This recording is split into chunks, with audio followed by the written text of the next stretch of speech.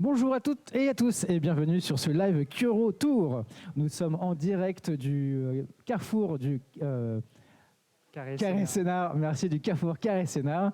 Et nous sommes là pour discuter avec le public sur le thème suivant, commencer de travailler dans une maison d'édition, dédiée au manga. Et on accueille pour ce faire vous, déjà public, qui êtes ici, et ceux qui sont aussi sur Twitch. Si vous avez des questions et des interrogations, n'hésitez pas à poser des questions tout le long.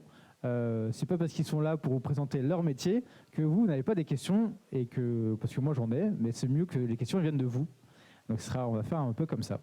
Et pour commencer, déjà, on va demander à Augustin et Alexandra de se présenter pour savoir qui ils sont et de savoir qu'est-ce qu'ils font là. Et moi, je suis Flavien, je serai l'animateur et le modérateur de cette discussion. Vas-y, Alex. Et du coup, c'est moi qui commence, c'est ça? Bah oui, honneur aux filles. Ok. C'est pas du tout intimidant. Donc moi, je m'appelle Alexandra et je m'occupe en fait de tout ce qui est relations libraires et salons pour les mangas. Et après, je suis éditrice comics chez Kurokawa aussi, sur une maison d'édition qui s'appelle Black River. Voilà. Merci. Bonjour. Vas-y. Et donc, bonjour, moi je m'appelle Augustin et je m'occupe de tout ce que vous allez voir, vous, principalement sur les réseaux sociaux, Internet. Moi, je fais beaucoup de marketing, principalement digital, donc aussi tout ce qui est l'organisation de Twitch, TikTok, avec Flavien aussi. Et, donc un peu tout ce que, pas le produit physique que vous allez avoir en main ou les goodies qu'on fabrique, mais tout ce qui est sur la toile. Voilà. C'est l'égérie TikTok où je lui fais faire des choses qu'il adore. Alors, n'hésitez pas à tout moment à lever la main, ou s'il y a des questions sur Twitch, tu peux poser des questions. N'ayez pas peur. Il n'y a pas de questions bêtes. Et s'il y a des questions bêtes... Ok. S'il y a des questions bêtes, c'est moi qui les poserai.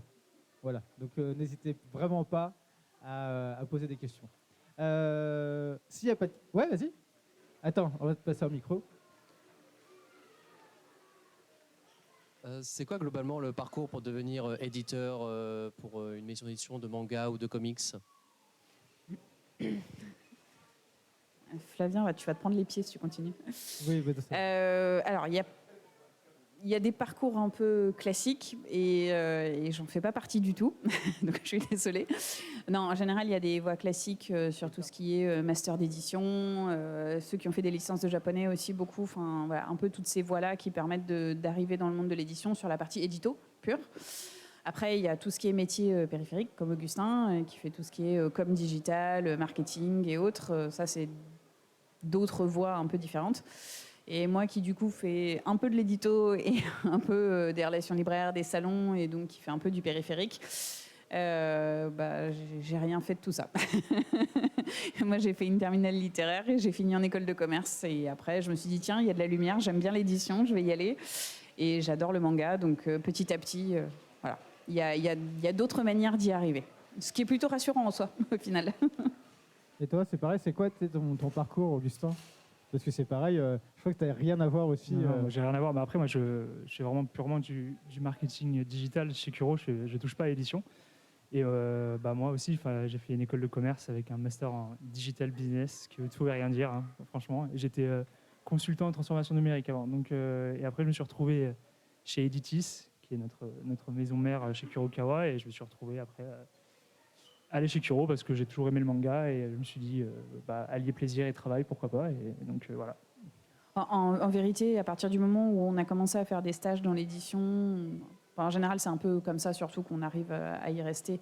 Le manga spécifiquement c'est encore autre chose, moi c'était plutôt de la chance, mais c'est aussi faut aimer ça. Clairement je dis un truc bateau, mais en vrai c'est tellement particulier que...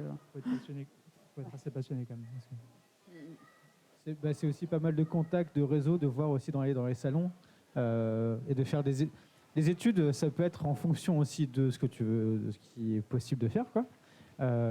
Soit dans les métiers du livre, ou soit faire les écoles de commerce aussi, ou aussi la fac. Et petit à petit, en faisant les stages ou en rencontrant les personnes, petit à petit dans les salons, c'est là qu'on peut arriver directement dans les maisons d'édition.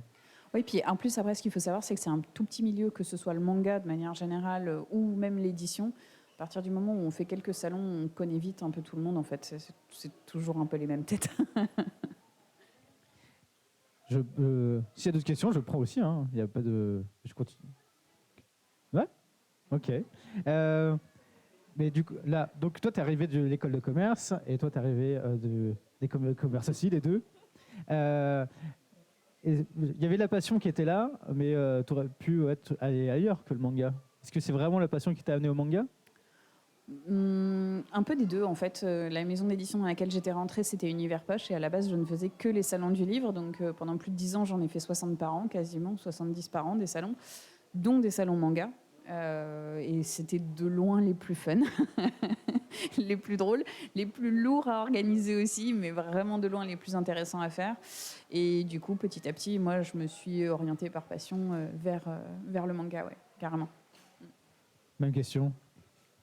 Alors, moi, comme je dis, je me suis retrouvé, avant j'étais consultant, donc je n'étais pas du tout un consultant en transformation numérique.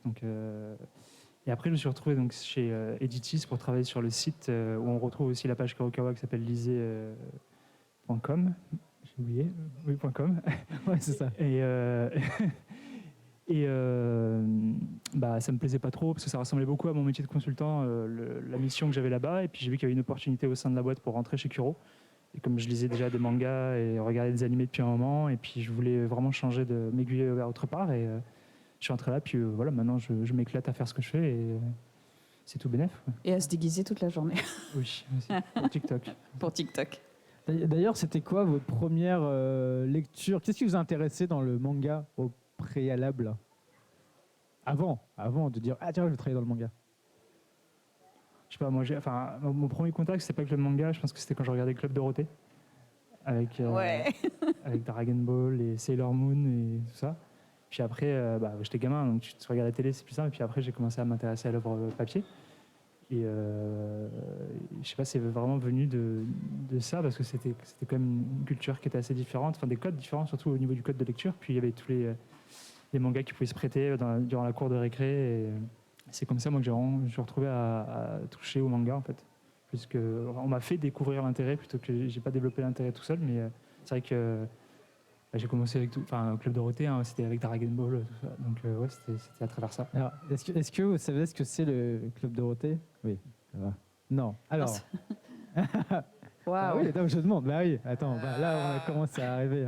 Alors, le Club Dorothée, c'était un programme à l'époque quand on était jeune, où il y avait des dessins animés qui passaient sur A2, la chaîne Antenne 2, et après sur TF1. Et il y avait il y avait Sailor Moon, il y avait Dragon Ball, il y avait Nicky Larson qui passait, Ranma. Les premières diffusions d'animés, grosso modo, en France, quoi. En gros. Et du coup, c'est vrai que la plupart de notre génération ont connu les animes comme ça. Et les plus vieux ont connu avec Goldorak, etc. Mais c'était sur l'antenne 3, je crois, ou sur la 5. Je me souviens plus sur quelle chaîne c'était, mais voilà, c'était les premiers. C'était vraiment les premiers. Et du coup, c'est vrai que notre génération est arrivée un peu par là. Est-ce que c'est pareil? Oui, moi, ça a été le Club Dorothée aussi. Aucune originalité là pour le coup. Et puis après, je suis venue au manga plus par intérêt. Et surtout quand j'ai commencé à travailler pour Kurokawa, j'ai eu l'occasion d'en avoir beaucoup plus entre les mains. Donc forcément, ça développe. Ouais. Alors, on va parler un petit peu des concurrents, mais c'était quoi le premier manga que tu as lu, que vous avez lu? Le tout premier. Je vais essayer avec toi, laisse-moi réfléchir. Satan 666, un des tout premiers que j'ai eu entre les mains. C'est vrai? Ouais. C'est Satan 666. T'as été corpo dès le début, quoi. Sans le faire exprès, mais oui. Est-ce que tu peux expliquer rapidement ce que c'est Satan 666 en quelques mots pour ceux qui ne connaissent pas? C'était un manga qui a été écrit par Seishi Kishimoto et le frère de Masashi Kishimoto de Naruto. Et du coup, on suivait un petit garçon en fait qui avait des pouvoirs et des artefacts dans un monde un petit peu parallèle. Et l'idée, c'était de réussir à monter la cabale, donc à regrouper les anges et les démons chacun dans une cabale pour avoir une arme super puissante. Et j'avais adoré parce qu'il y avait une grande profondeur dans les recherches ésotériques, notamment sur tout ce qui était séphiroth, anges, démons, etc., etc. Donc c'est un de ceux c'est un des premiers que j'ai lu et c'est un de ceux qui m'ont le plus marqué. Ouais, clairement. Et là, d'ailleurs, ils sont en réédition. Il y a les 12, 13 tomes qui sont sortis. C'est le numéro 13, je crois. 13 tomes qui sont Ouais, sortis. Ouais. 14, je dirais. Mais Bah bon, là, le mois prochain, c'est 14 et ouais, 15. il me semble, c'est ça. Donc, si vous voulez relire, c'est le moment. Et toi? Et du coup, j'essaie de réfléchir. Mon premier, je pense que je crois que ça doit être Naruto. Mais mon premier manga Kuro, c'est c'est Nozokana. Je crois que c'est le premier que j'ai lu. Non, sérieux? Est-ce que Alors, pardon, je vais juste. C'est le seul manga érotique qu'on a sorti chez Kurokawa. Je te jure, quand je l'ai vu, quand je suis arrivé, j'étais genre. On en a sorti un, J'ai eu mon moment de nostalgie bizarre, tu sais, genre. Mais Nozokana, est-ce que tu peux Après, raconter l'histoire de très bon titre. Nozokana? C'est érotique, mais c'est Ouais, pas mal. C'est un très bon titre. Bah, l'histoire est vraiment bien, pour le coup. Je sais pas, j'ai plus les noms des personnages, mais c'est l'histoire d'un étudiant à la fac qui se retrouve dans sa chambre d'étudiant dans un immeuble et il se rend compte qu'il y a un trou dans le mur qui permet d'observer la chambre de sa voisine. Et après, ils s'en rendent compte, et elle s'en rend compte aussi, et donc ils font un deal où ils ont, genre lui, il a le droit de regarder à travers le trou le lundi, le mercredi, le vendredi, et elle le mardi et tout. Et il faut surtout pas. Enfin, c'est très bizarre comme ça, mais en fait, il y a toute une critique sociétale derrière, et surtout, il y a beaucoup de moments durs. Enfin, la nana, elle lui arrive pas mal de choses. Justement, lui, à travers ce trou, ça lui permet de venir l'aider quand quelqu'un, par exemple, vient l'agresser chez elle ou autre chose. Enfin, ça fait longtemps quand même que je l'ai lu. Mais, c'est ça. C'est alors assez érotique, mais il y a une vraie histoire d'amour derrière qui est assez cool. Mais Et c'est vrai qu'au début, c'est interdit au moins de 16 ans. Donc voilà, s'il vous plaît. Parfait. Donc c'est à mettre dans toutes les mains. Après, Mais après, il est bien, franchement, il est vraiment bien. Ouais, mais ouais. Après, moi, je sais que vraiment le tout premier que j'ai pu lire, c'était quand même Dragon Ball. Je le dis, mais en fait, le truc, c'est que je le compte même plus parce que c'était dans le sens de lecture européen. Il n'y avait pas du tout. Enfin, les tout premiers mangas qui sont sortis se lisaient dans notre sens de lecture à nous. Donc bon, c'est un peu. Et il y avait pas les J'ai du mal à les considérer comme les mangas d'aujourd'hui, en fait. En vrai, après, ça l'est, hein, ça mais l'est, hein. c'est plus du tout la même chose, en fait. D'ailleurs, ils sont même encore édités, donc pour dire. Oui, mais ouais. ils ont été remis dans le sens de lecture Non, ils sont encore japonais, édités d'origine, aussi. etc. Mais ça, il n'y avait pas les jaquettes aussi, donc. Et puis nous, moi, je me rappelle d'être assis sur les allées du Carrefour en train de lire les BD et les mangas. Je me vois encore. Planqué entre deux rayons. Planqué entre deux rayons ici. La bonne époque. Donc on va revenir un peu sur Kuro. Est-ce que vous pouvez expliquer un peu les axes principaux de vos boulots respectifs? Qu'est-ce que ça veut dire qu'est-ce que ça veut dire faire du marketing? Gérer le digital. Gérer le digital, qu'est-ce que ça veut dire? À part quand je viens une fois par mois et qu'on fait des vidéos TikTok. Parce que Flavien passe une fois par mois au bureau pour faire toutes les vidéos TikTok, en fait. Et donc après, là, ça devient un peu le bordel. Donc, vous voyez, il se déguise, ça court. Voilà. Donc si vous voyez les vidéos sur édition Kurokawa sur TikTok, c'est moi qui suis derrière la caméra et c'est moi qui écris tous les trucs pour que eux les fassent. Et moi, je suis derrière la fin. Augustin se retrouve à se déguiser et à être ridicule. Donc à part ça, non, mon axe principal en soi, l'objectif principal en marketing, c'est de faire connaître les titres et l'acte final, c'est la vente. Hein. On est quand même là pour faire découvrir et les vendre.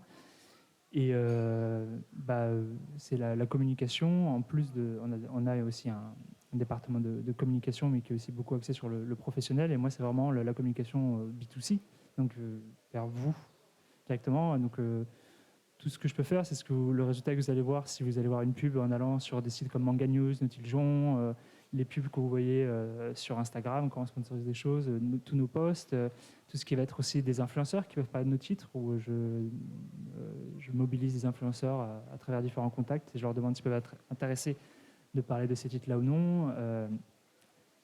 L'organisation de Twitch. Donc, je présente aussi une émission de Twitch pour que je présente les nouveautés avec monsieur qui est derrière la caméra et sur TikTok avec Flavien. Et je ne sais plus si j'ai répondu à la question.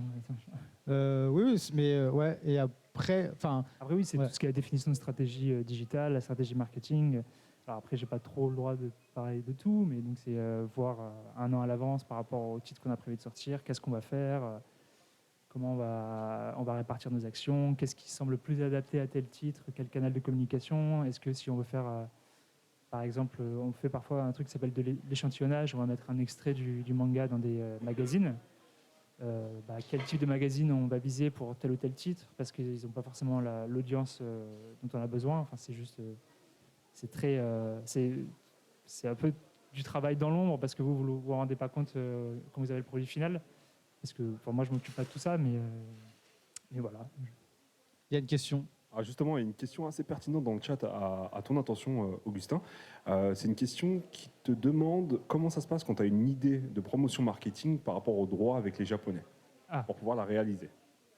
Et alors, comme tout dans le manga, faut savoir que tout ce qu'on veut faire par rapport à nos titres, on est obligé de demander l'autorisation aux ayants droit japonais. Donc, il faut, si on veut faire des visuels, moi, tous les visuels que je poste sur les réseaux sociaux, je dois demander l'autorisation. Quand on prend un visuel du manga, des pages intérieures du manga, on doit demander l'autorisation. Et évidemment, si on veut faire une opération promotionnelle, on doit aussi demander leur aval. Et donc après, on s'enchaîne des négociations avec le Japon parce qu'il y a forcément des histoires d'images ou des choses qui ne vont pas convenir à l'auteur ou à la maison d'édition au Japon. Et donc, nous, on s'adapte jusqu'à avoir un accord commun pour pouvoir faire telle ou telle promotion. Quoi. J'espère que c'est bon. Ouais, vas-y, tu peux lui passer le micro.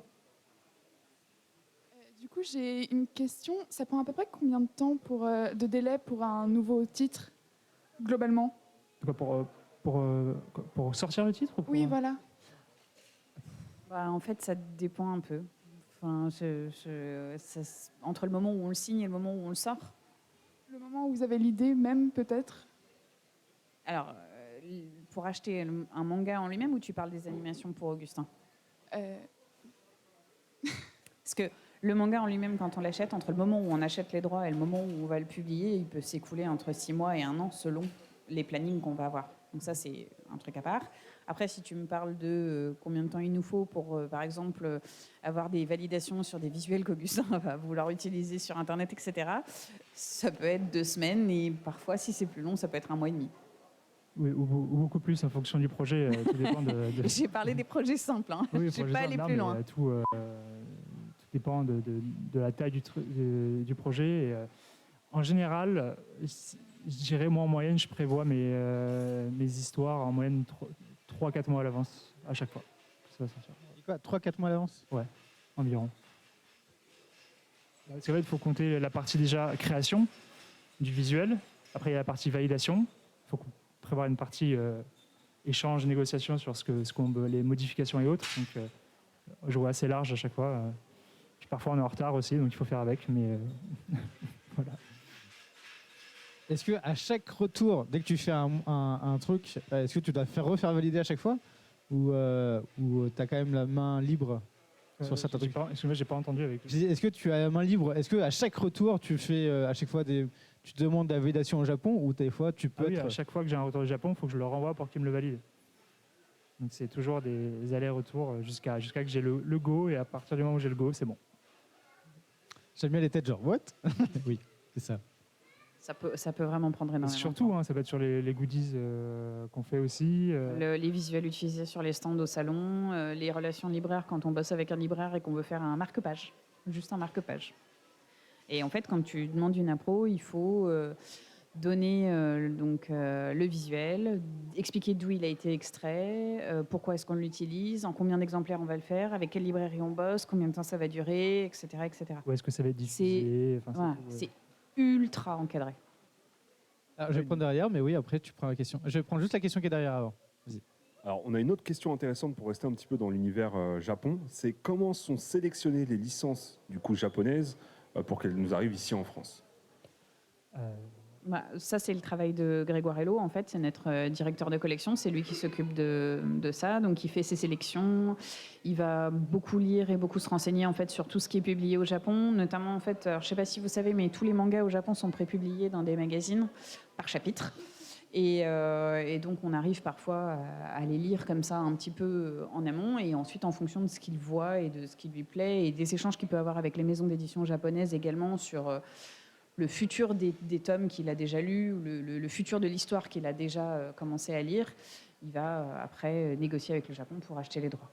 Alors, je vais rester dans la même question parce qu'il y a quelqu'un qui a rebondi dessus. Monkey D. Boy nous demande dans le chat comment ça se passe du coup si plusieurs maisons d'édition veulent le même manga. Il y a il y a Battle. C'est juste un appel d'offres de part des maisons japonaises. Et... Ouais. Ça fonctionne à la fois sous forme d'enchères, d'enchères, façon de parler, en fait, d'offres qu'on va faire avec plus ou moins élevées sans qu'on sache ce qui a été fait par les autres maisons d'édition. Et c'est beaucoup aussi accompagné d'un plan marketing parfois pour la promotion, pour expliquer ce qu'on va faire, qu'est-ce qu'on envisage de développer autour de cette série, quels sont les moyens qu'on envisage de mettre dessus pour la faire connaître en France. Vas-y. Mais du coup, ça me fait penser, comment ça se passe pour les collecteurs? Parce que ça doit être encore plus galère, non? Alors, les collecteurs, c'est pas chez nous. C'est un sujet. C'est un sujet. C'est un sujet. C'est le commercial qui s'en charge. Et oui, c'est aussi tout un processus qui est très long aussi. Après, de validation. En fait, ça dépend aussi de s'il y a déjà eu des collecteurs qui ont été faits au Japon. Il y a certaines éditions qui sont déjà sorties en collector. Donc voilà. Maintenant, si on parle de collector juste d'un tome au milieu d'une série où on a voulu en faire un objet particulier, c'est des grosses négociations avec le Japon. Voilà. Il faut leur faire valider le goodies, il faut leur faire valider le concept, l'idée, le projet, la durée, le tirage qu'on en fait, comment dirais-je, les canaux de distribution qu'on va utiliser. Enfin, voilà, un petit peu tout ça. D'ailleurs, tu vas garder la main parce que tu vas parler un peu de ton profil aussi, les relations, parce que toi, tu fais aussi les relations avec les libraires et tu fais aussi de l'édito. Donc, du coup, ça va aussi un peu dans l'ensemble. Est-ce que tu peux en parler? Oui. Donc moi je m'occupe des relations libraires, donc c'est pas mal de liens en fait avec les différents libraires en fait en fonction des envies qu'ils vont avoir sur la promotion d'une série. Donc ça peut être effectivement de faire des marque-pages ou des objets promotionnels spécifiques à certaines librairies. Ça peut être à certains groupements, ça peut être à juste une librairie indépendante aussi.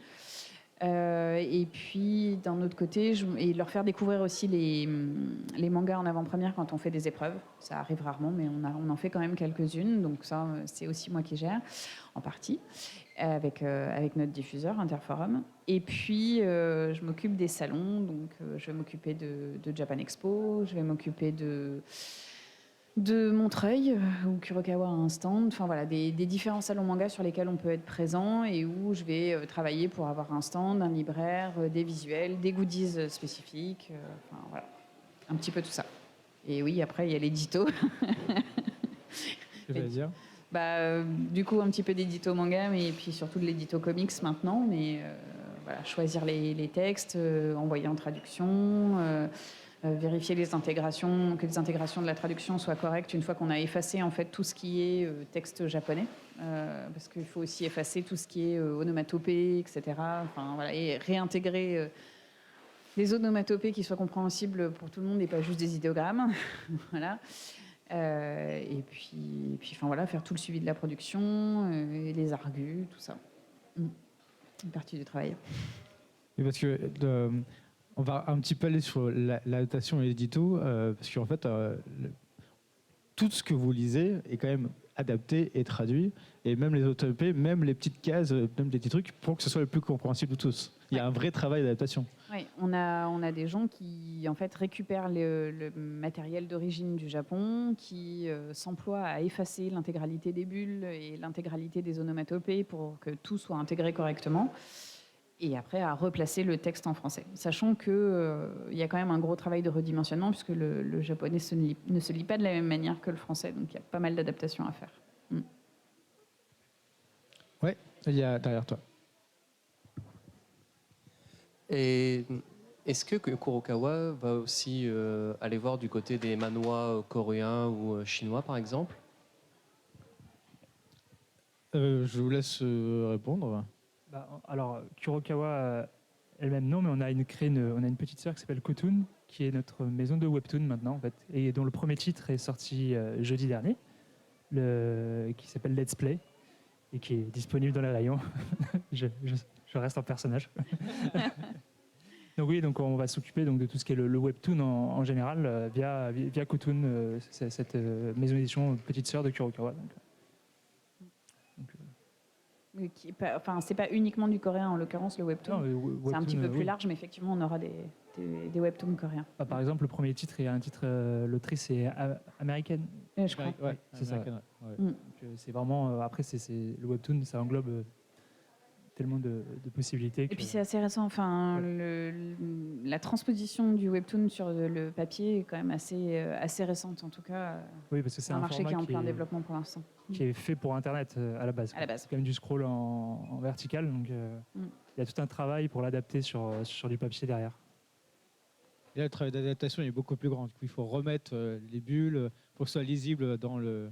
En fait, il faut recalibrer. Il faut recalibrer les pages. Toutes les pages pour qu'à la lecture, ce soit le plus intéressant. À savoir qu'il y a des webtoons qui ont aussi des effets sonores lors de la lecture, donc ça c'est un peu plus compliqué à adapter, mais bon. Ouais. C'est quoi un peu votre... on parlait d'adaptation, mais c'est quoi un peu votre journée type parce que je sais à peu près c'est quoi vos journées types, donc il y a beaucoup d'adaptations. Et c'est quoi à peu près la journée type d'Augustin et de... Oui, asseyez-vous. On parle de manga, du coup vous pouvez à tout moment parler et poser des questions dès que vous avez quelque chose. Vas-y, c'est quoi ta journée type? J'en ai pas. T'en as pas. Non, mais en fait, en vrai, j'en ai pas. C'est-à-dire que entre la partie relations libraires, la partie salon et la partie édito, en fait, ça suppose plutôt de s'adapter aux urgences. Donc, il y a un peu d'anticipation parce qu'il y a des choses qui se planifient effectivement, comme le disait Augustin, quand on a toutes les étapes de planification, en fait, de publication et autres. On a certains points qui sont assez organisés, mais après, on fait un peu fonction des urgences, en fait. Ben, je pense qu'il y a un peu de ça. Après, sinon, je fais essentiellement de l'édito et je complète avec le reste, mais ça dépend vraiment des jours, franchement. Très peu. Avant Japan Expo, je ne fais que Japan Expo, tu vois, typiquement. Japan Expo. C'est vrai que ça prend tellement de temps, les événements. Surtout celui-là. Non, c'est compliqué de parler de journée type. Il y a des activités, enfin des tâches qui reviennent régulièrement. Chez moi, ça va être, comme je disais, quand je dois faire la promotion de certains titres, donc refaire les briefs à la créa pour avoir mes visuels, envoyer au Japon, l'envoi des goodies ou des lots pour les jeux concours. Ça, c'est des trucs qui reviennent quotidiennement. Après, c'est vrai que on n'est jamais à l'abri surtout en digital et sur les réseaux sociaux, d'une chose qui s'est passée d'un buzz. Dernièrement, on avait Twitter qui avait été suspendu pendant une semaine, donc ça change un peu régulièrement. Et non, c'est surtout des tâches qui reviennent régulièrement plutôt qu'une journée type, parce que puis il y a toujours, en marketing, essayer de trouver de nouvelles idées sur comment commercialiser différemment des autres et comment se différencier, parce que c'est un peu la course à comment se faire connaître et faire l'idée qui fera un peu le plus parler de nous. Donc c'est jamais vraiment toujours la même chose, quoi. À part, comme je dis, envoi de lots, de jeux concours, mes briefs à mon créa, les briefs pour le trailer, aller faire, quand je fais les extraits en ligne, sélectionner les extraits qu'il faut aussi faire valider au Japon. Du coup, voilà. Et parce que sur les extraits Twitch que tu fais valider aussi au Japon avant aussi tous les extraits sur Twitch, sur les extraits que tu envoies à chaque fois. C'est les extraits qu'on met en ligne disponibles. Non, Twitch, c'est bon, ça, on est c'est bon, ça va. Sauf certains visuels, si on découpe, si on veut faire un habillage Twitch différent de ce qu'on a d'habitude, ou on veut prendre des visuels, il faut faire l'aider, ça par contre. Et d'ailleurs, pourquoi se mettre sur Twitch ou sur TikTok ou sur Twitch? Alors Twitch, ils ont commencé à faire des lives juste avant que j'arrive, et puis on a fait la nouvelle formule il y a un an, tout pile.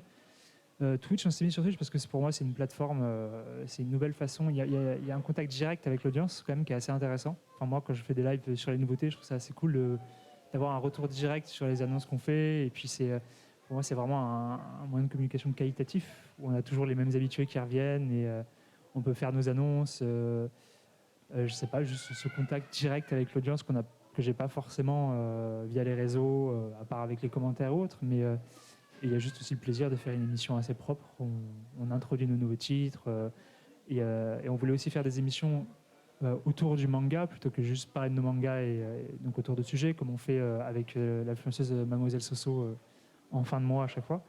Et TikTok, c'est un peu compliqué aujourd'hui de ne pas passer par la case TikTok, surtout que c'est une application qui est assez intéressante parce qu'elle prend un peu...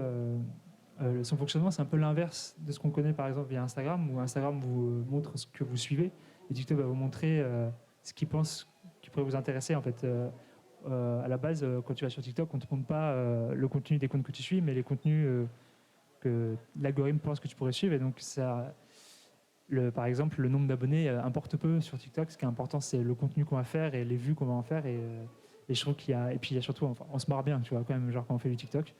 Donc, il y a aussi cet aspect-là. Et c'est encore une autre façon de pouvoir communiquer sur le manga et sur nos titres, où on se réinvente un peu, quoi. Oui, c'est de la mise en scène pour faire en sorte que ce soit encore plus accepté. Et ensuite, il y a un acte d'achat. Mine de rien. D'ailleurs, je pense qu'il y a des questions ou pas, hein. D'ailleurs, je regarde un peu. Ouais. Oui, vas-y. Ouais, vas-y. Tout d'abord, première question, c'est je reviens par rapport au choix des licences. Est-ce que l'auteur, par exemple, ça aide? Je prends l'exemple sous les yeux Demon Slave qui est lié avec Akame ga Kill que vous avez déjà chez vous. Est-ce que, par exemple, de se dire un auteur qu'on a déjà, ça peut être intéressant de reprendre sa seconde œuvre directement, ou alors vous réfléchissez peut-être un peu plus selon le résultat de l'œuvre précédente? Ça va dépendre un peu de la première œuvre qu'on a publiée et des résultats qu'on a eu avec, mais dans la mesure du possible, on essaye de rester fidèle aux auteurs qu'on suit.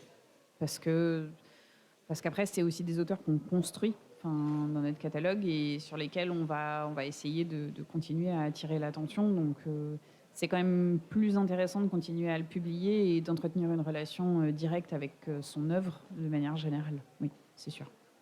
Du coup, dans le même type de question, je prends un autre exemple, Oshinoko. Par exemple, c'est le scénariste de Love is War également. Vu le résultat de Love is War, est-ce que même si vous êtes rentré dans la concurrence, ou c'est justement parce que, je sais pas comment dire, est-ce que ça a eu un lien? Je suis pas sûre que là, ça ait eu un impact particulier. Je sais pas. Alors, très franchement, comme pour le coup, c'est Grégoire qui s'en est occupé, enfin Grégoire Hello qui s'en occupe, c'est toujours, je suis pas dans sa tête, donc ça va être très compliqué de répondre à sa place. Je pense que ce sont des données qu'il prend en considération, clairement, parce que de toute manière, ça permet aussi de remettre en avant un manga en expliquant qu'il a déjà fait ça et que du coup, il est connu et qu'il a déjà une base de fans ou d'intérêt en France, ça c'est sûr. Après, sur ce titre-là en particulier, est-ce que c'est ça qui a fait pencher la balance? Je ne pourrais pas le dire, franchement. Non, ouais, je pense que c'est plutôt après en fonction aussi de l'histoire et de l'intérêt qu'on en a. Et aussi, un autre truc, c'est de prendre en compte la ligne éditoriale qui peut être la nôtre. Il y a des mangas sur lesquels on n'ira pas, mais probablement parce que c'est pas quelque chose qu'on a l'habitude de publier de manière générale et que du coup, on reste plus en phase avec ce qu'on fait habituellement. Autre question du coup toujours, est-ce que des fois vous attendez qu'il y ait une annonce par exemple d'adaptation animée avant de sortir un manga ou alors c'est justement parce qu'il y a une adaptation animée qui est annoncée que vous vous intéressez à cette licence? Par exemple comme Call of the Night? Non. Non, alors Non. On avait Call of the Night avant qu'on sache qu'il y aurait une adaptation animée. Non. Après, elle s'est faite avant qu'on le sorte, mais tant mieux. Enfin, c'est comme aussi Oshinoko, aussi, il y a une annonce d'animé. Il y a eu. C'est vraiment, ça rentre pas en compte. Après, c'est tout bénef. Enfin, c'est tant mieux pour ça nous. reste un bonus, dans tous les cas. Il y a Mayomiro aussi qui a eu une annonce animée alors qu'on est au.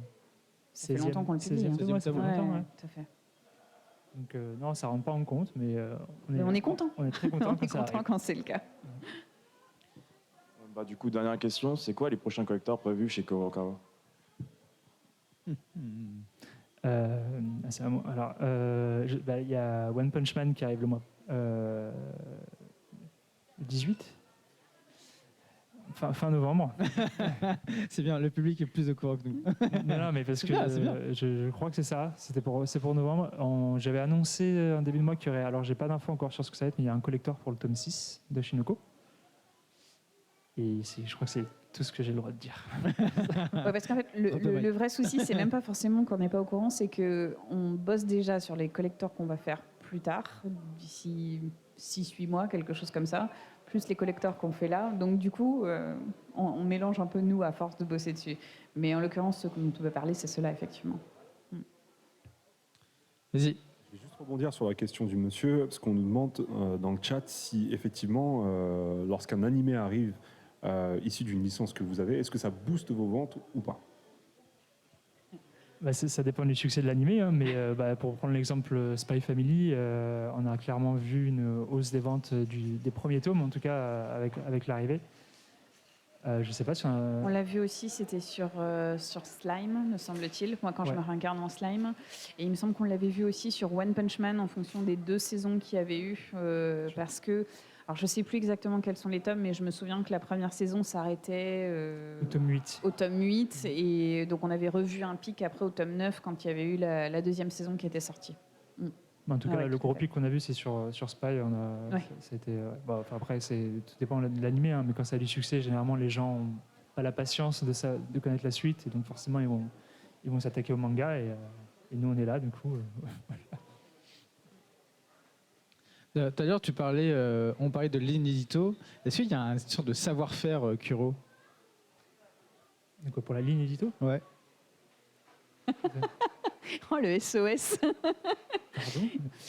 Disons que historiquement Kurokawa a surtout publié du shonen, donc plutôt des mangas un peu d'action et de baston qu'on dit dédiés plutôt aux jeunes garçons. En tout cas, c'est comme ça que c'est défini.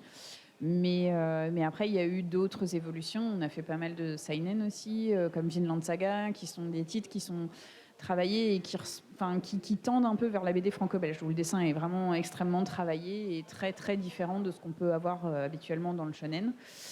On a aussi un peu de shoujo. Ça dépend. Comment? On n'a pas beaucoup du Non, on n'en a pas beaucoup. On est a un quand même niveau qui arrive plutôt. bientôt. Ouais.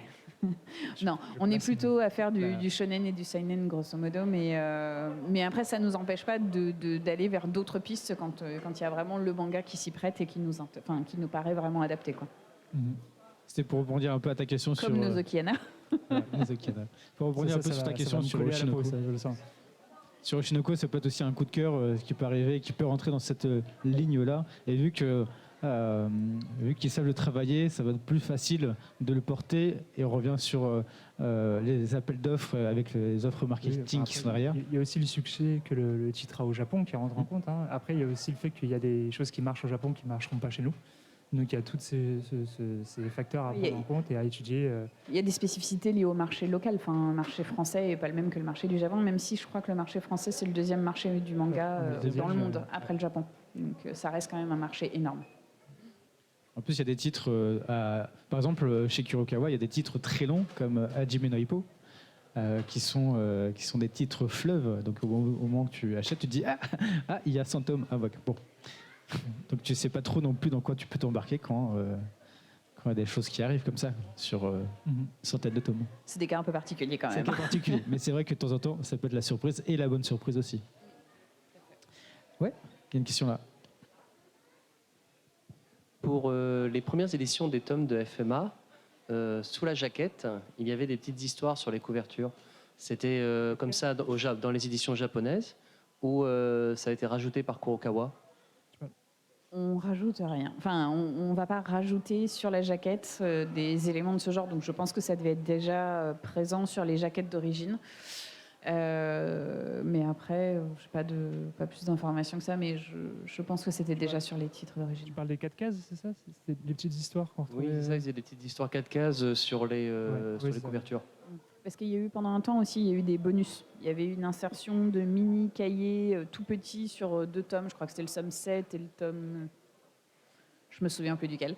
Mais c'était des tout petits ajouts qui avaient été intégrés, mais c'était déjà des œuvres produites par Hiromu Arakawa. Donc c'est pas nous qui les avons rajoutées. C'est du matériel supplémentaire dont on a bénéficié et qu'on a réintégré en fait après au manga.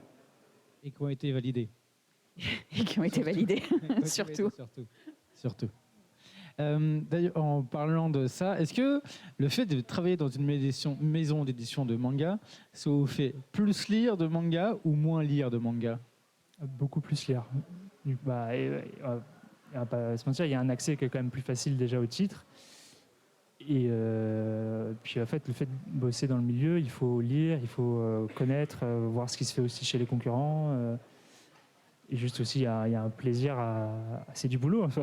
Donc je lis un manga, c'est du taf, donc c'est assez cool. Vous avez entendu, lire un manga et du travail. Ça rentre dans le cadre des présentations Twitch, ça rentre dans du travail. Mais non, mais après, tu sais, quand tu tapes toute une série en une semaine, genre quand tu tapes 22 tomes en une semaine, c'est mine de rien, il faut trouver le temps. Non, moi je lis beaucoup plus depuis que j'ai même plus le temps de faire autre chose, et je lis principalement que du manga où je regarde. Que des animés aussi parce que parfois j'ai pas le temps d'acheter tel titre donc je vais me renseigner via l'œuvre animée au grand chagrin de ma compagne d'ailleurs puisqu'on regarde plus rien d'autre mais si beaucoup plus. Je sais pas pour toi mais Si aussi, mais après, comme du coup, je fais aussi la partie édito, forcément, ça amène à en lire beaucoup plus, et pas forcément ceux qui vont être publiés, donc pour faire un choix aussi, de toute façon. Est-ce que vous y prenez du plaisir? À lire ou à Oui, à travailler, lire plus, ouais. Ah bah oui, oui. Bah, Heureusement, sinon tu fais autre chose. Non, je demande. Ça serait- C'est possible que ce soit qu'un travail et je le fais pour le faire. Comme on l'a dit plus tôt, c'est que généralement, quand on travaille dans cette branche-là, on est généralement des passionnés, donc c'est difficile de ne pas aimer lire des œuvres. Après, il y a des œuvres qu'on aime ou qu'on n'aime pas, hein, mais ça reste toujours du plaisir. Enfin, Ouais, je suis d'accord. De toute façon, il y a des titres et des séries qu'on ne va pas forcément aimer parce que c'est moins notre cam, mais ça reste un plaisir, oui, heureusement. Heureusement. Et vu que c'est un travail passionnant, de passion, et on va mettre un peu le temps dessus, est-ce que ça vous prend plus de temps ou moins de temps de le faire, ou voilà, comment vous gérez votre temps entre temps et passion? On reparle de Japan Expo et du fait que... Non, en fait, ça déborde. Enfin, je ne sais pas ce que tu en penses, mais globalement, ça déborde des heures de travail, très clairement. oui, en fait, je suis pas sûr de saisir la question pour le coup. Mais Déjà sur la lecture de base, de toute façon, ça va déborder. Et après, quand il y a des événements à gérer, ça va déborder aussi très largement. Je rigolais en parlant de Japan Expo, mais cette année, c'était le week-end du 14 juillet, donc on a quand même passé tous 4 jours à Villepinte. Voilà. Mais ça fait partie du... Enfin, c'est un plaisir aussi. Ouais, c'est exactement ça. Après, c'est là où il faut faire attention, parce qu'il faut toujours faire attention entre la bulle pro et la bulle perso. Mais tu vois, moi, je me retrouve souvent à travailler de chez moi. Après, encore une fois, moi, je suis dans un milieu avec les réseaux sociaux où t'as toujours un œil sur ce qui se passe. Enfin, je dis moi et ma très chère CM qui a l'œil très aguerri sur les réseaux. Mais on est obligé d'être dispo s'il y a un problème, comme Twitter, où j'étais encore jusqu'à 23h pour essayer de faire débloquer la situation. Twitch, on fait live à partir de 19h, donc forcément c'est en dehors des heures de travail. Ou encore ce genre d'événement, on est là à discuter avec vous un samedi. Tu as une question? Ouais, il y a une question intéressante dans le chat. On nous demande comment vous faites quand une œuvre n'est pas encore éditée pour la lire alors qu'elle est encore en version japonaise. Est-ce que vous avez un traducteur qui s'occupe de ça? On a un super éditeur qui est bilingue japonais. Oui. Et on a d'autres personnes qui parlent aussi japonais. On a d'autres personnes qui parlent japonais dans l'équipe et qui du coup peuvent venir compléter sa lecture et son analyse et du coup sa volonté ou non de publier ce manga. Donc il y a 2-3 personnes qui font ça au sein de l'équipe. Oui, ça aide un peu quand même de pouvoir lire. Il y en a, je crois pas que je regarde rapidement dans toutes les maisons d'édition, mais la plupart savent quand même lire le japonais, donc c'est vrai que c'est quand même un prérequis. Surtout dans l'édition. En fait, oui. Ou au minima anglais, un prérequis. À minima. À minima. À minima, ouais. Oui. J'aurais encore une question concernant, ça concerne les deux, la communication et l'édition. Imaginons une œuvre commence à avoir une baisse de régime au Japon, et du coup on commence à annoncer la fin de sa parution, et elle est éditée chez vous. Est-ce que soit vous allez commencer à moins communiquer dessus, ou alors vous allez plutôt renforcer un peu la communication, histoire de bien terminer sa parution en France, peut-être avec un collector ou d'autres goodies, avant de définitivement l'arrêter parce qu'elle sera plus parue au Japon, ou alors vous allez carrément, comme j'ai dit tout à l'heure, arrêter de communiquer à ce sujet et diminuer sa présence? Alors, ça dépend en réalité à partir de quand elle va s'arrêter. Si elle s'arrête au Japon après 3-4 tomes, on ne va pas insister plus que ça. Si c'est une série qui va se finir, même si elle se finit un peu plus abruptement que prévu, on va continuer à la soutenir jusqu'au bout, mais s'il y a eu un peu plus de tomes, si tu en as 3-4, je ne sais pas ce que tu en penses, Augustin, mais...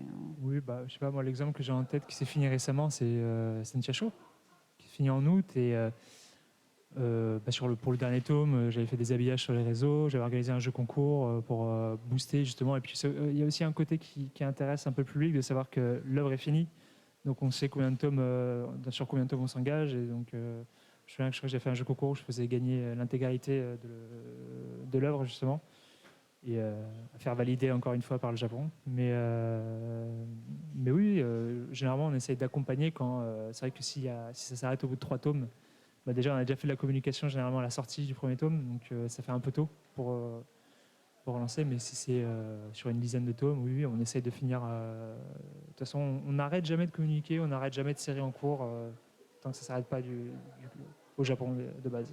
Alors, du coup, pour un exemple, on va dire un peu plus long, ça, vous avez parlé des séries qui s'arrêtent en 3 tomes. On va dire une série, genre, je prends un terme précis, Blue Eye Sword par exemple, qui est la suite de Red Ice. Est-ce que même si ça arrive au 8e tome, sachant qu'il y avait la série avant, vous prenez en considération ou pas? Je sais plus quand est-ce que je sais que c'est bientôt la fin sur Blue Eye Sword. C'est ça, c'est le 8e, le dernier, non? Et oui, après on communique sur le fait que c'est aussi la fin de la série. Et alors là, pour l'instant, pour être honnête, je n'ai pas le droit de dire ce que j'ai prévu faire encore, mais non, oui, mais forcément là, 8 tomes, on va communiquer dessus. On verra ce qu'on fait, mais Surtout que ça reste une grosse licence. Il y a Red Eyes, il y a Red Eyes Zero, il y a Blue Eye Sword. Je veux dire, c'est pas une série qu'on lâche comme ça dans tous les cas, même si elle s'arrête qu'en 8 tomes. Et elle s'arrête parce qu'elle est terminée. Enfin, je veux dire, il n'y a pas de. Malheureusement, je crois que c'est parce que Blue Eye n'a pas eu le succès escompté au Japon. Donc nous, on l'accompagnera jusqu'au bout, mais après. Et donc, je vais poser la question inverse. Pareil, tu parlais de communication. Est-ce que sur les réimpressions, il y a aussi la communication? Oui, quand sur des réimpressions qui sont, parce qu'on vous lit, qui sont demandées, dès que je sais que c'est disponible, généralement on fait un petit post avec tel tome disponible, pas en réimpression à telle date, et parce qu'on sait qu'il y a des gens qui attendent l'information pour pouvoir acheter. Je crois que récemment c'était le tome 9 de Vinland Saga qui a été réimprimé là il y a quelques semaines. Donc, voilà. Mais c'est très spécifique là. On est sur les tomes 9 qui est en rupture, donc. Oui. Du coup, c'est vrai qu'il y a des réimpressions après qui se font. Je reprends. Oui. Est-ce que j'ai le droit d'évoquer des titres qui ne sont pas forcément de Koro ou Vas-y, pose ta question. Je vais poser ma question. Bon, déjà, je ne suis pas un grand lecteur de manga. Le seul manga que j'ai lu quand j'étais plus jeune, c'était High Shield 21. Et donc, moi, ma question, c'était plutôt par rapport à dans votre cohésion avec vos équipes, vos supérieurs et tout ça. Est-ce que vous ressentez des changements quand, par exemple, surtout en ce moment, il y a des grosses sorties au niveau des animés, comme Chainsaw Man, Blue Lock, ou ce genre de choses. Est-ce que vous, dans votre quotidien, vous sentez une différence, une effervescence ou quelque chose comme ça Autour de quoi? Du titre? De l'effervescence par rapport à... par rapport, je sais pas, votre rythme de travail, à, je sais pas, une hype, parce que vous êtes tous des passionnés. Est-ce qu'il y a une hype? Est-ce qu'il y a quelque chose qui se crée C'est pas chez nous, donc on n'a pas le droit de. Forcément. Pas le droit de se hyper. Non, si, mais après c'est toujours agréable de. Après le manga et la culture Jap en général connaît un essor depuis quelques années qui est assez monstrueux. Et puis là, on a été gâtés ce mois-ci, surtout au niveau des sorties animées. On a quand même eu des très gros titres.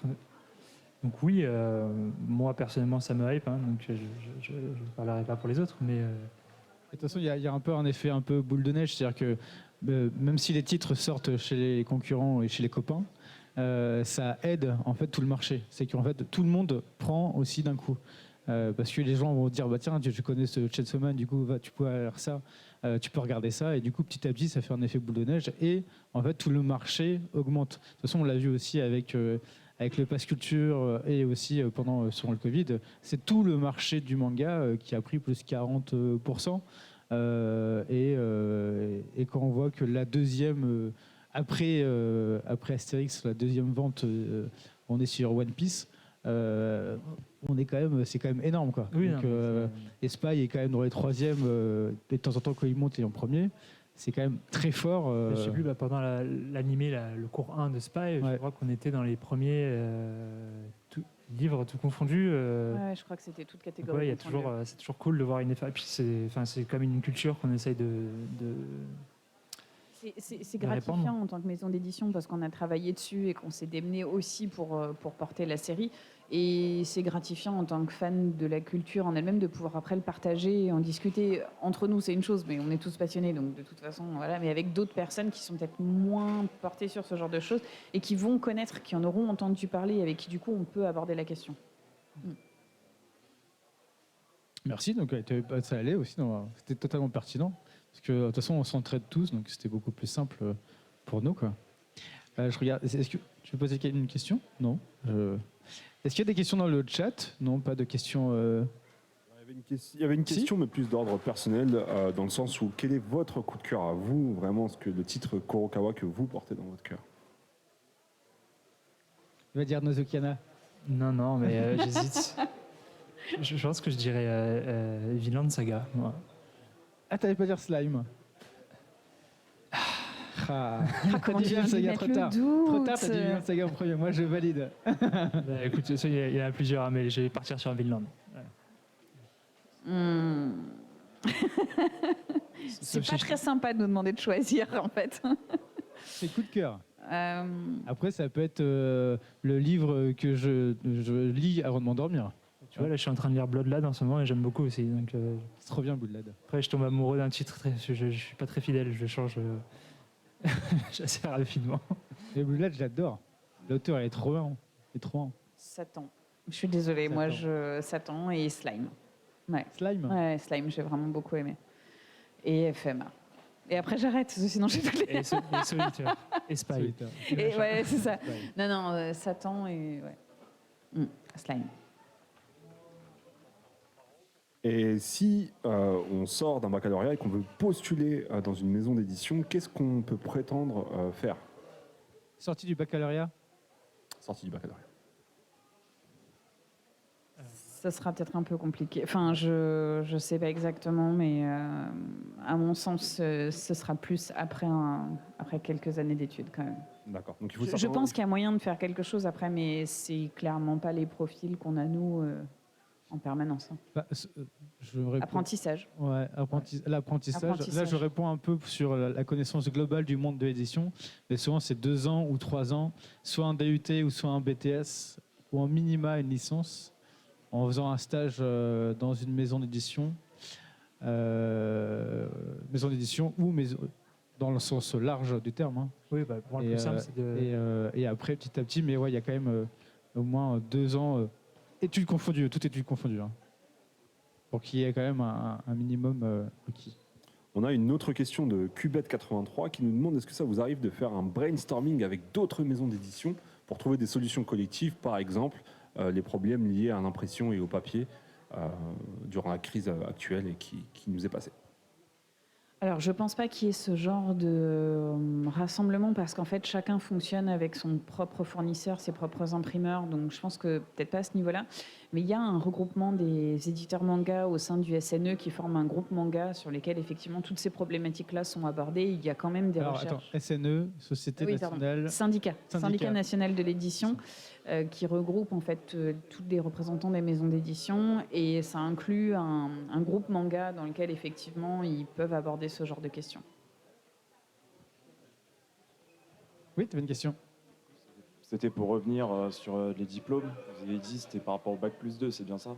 Pour pouvoir commencer à... Ouais, idéalement, 2 voire 3. Ouais. C'est DUT ou BTS.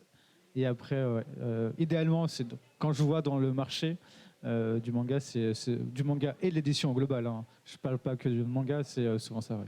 Alors imaginons, on passe par une filière qui n'a absolument rien à voir, que ce soit avec le commerce ou la littérature, mais que dans cette branche de filière, il y a par exemple de la communication digitale, du marketing ou des trucs comme ça. Est-ce que du coup ça offre quand même une chance, même si elle est maigre, de pouvoir rentrer?